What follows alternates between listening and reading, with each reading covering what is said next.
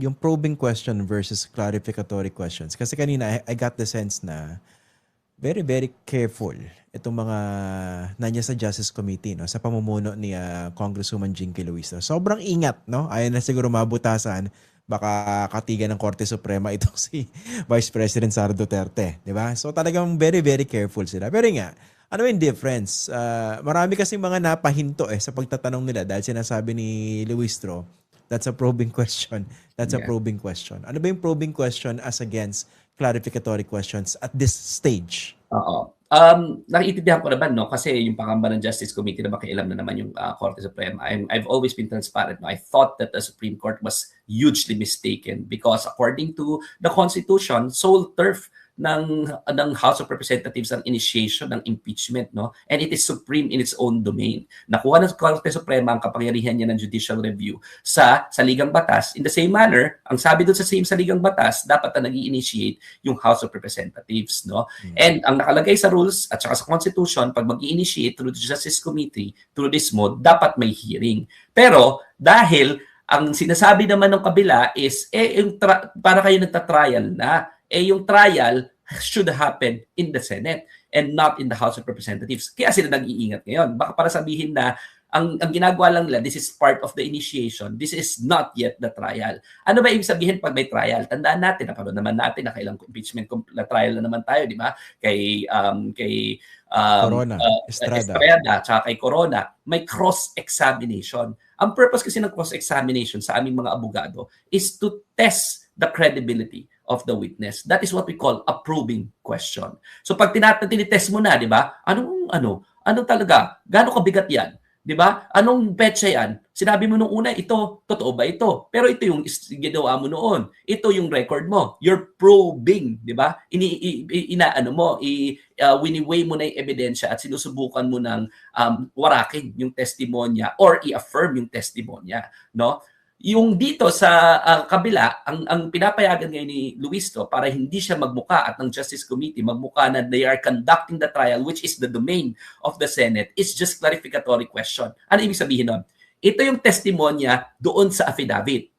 Di ba? Ito ba o hindi? Hindi yung tinitest mo na yung credibility. So, kaklarify mo, di ba? 38 million ba to? 39. Di ba? Kasi nakalagay na 38 or 39. Sa Laguna ba o sa Batangas? Sa Laguna, di ba? Kina-clarify mo lang what is that piece of evidence based on the testimony. So ayaw nila na sinabi na. Ayaw nila i-probe to test kasi mangyayari yun sa Senate para walang rason na sabihin na they are actually enroaching upon the domain of the Senate because they were already conducting a trial, no? So sa akin, honestly, as a lawyer, dapat merong konting leeway supposedly yung House to at least also somewhat ask probing questions bago nila i-submit. Pero ako lang yun kasi meron naman sila sariling impeachment rules. Pero in-avoid na yan completely ng House para lang wala nang masabi that they're conducting the trial and leave it up completely to the Senate, no? So they were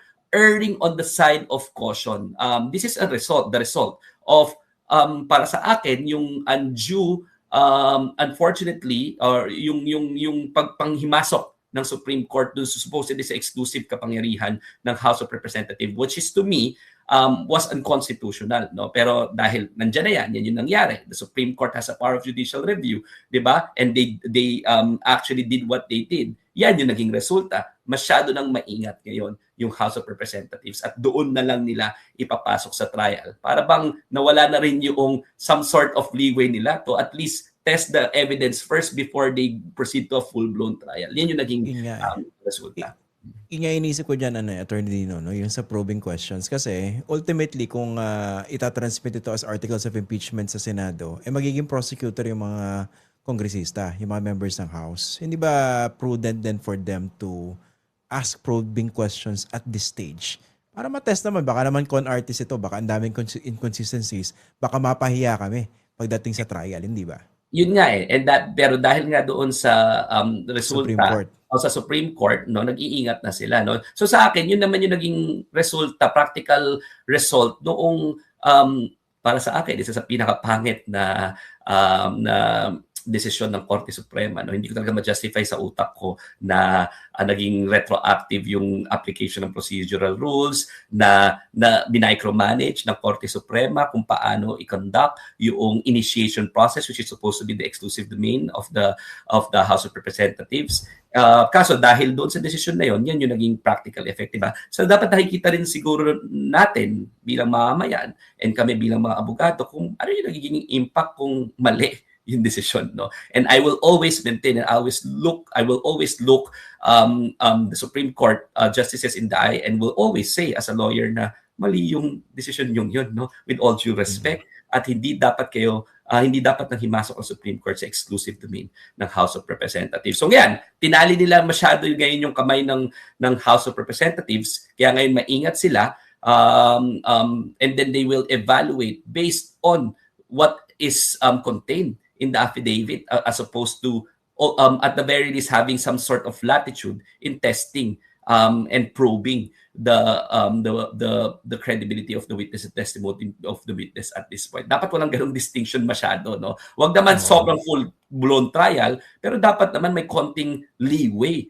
yung House to test the credibility, hindi ba? So sa akin kanina nga parang a little bit absurd yung proceedings for me, in the sense na hindi ngayon makagawa ng maayos ng trabaho yung House because as an end result of the decision of the Supreme Court. But be that as it may, meron naman silang some sort of clarificatory questions kanina na nalilinawan yung testimonya at iiwan na nila yung probing question doon sa trial itself.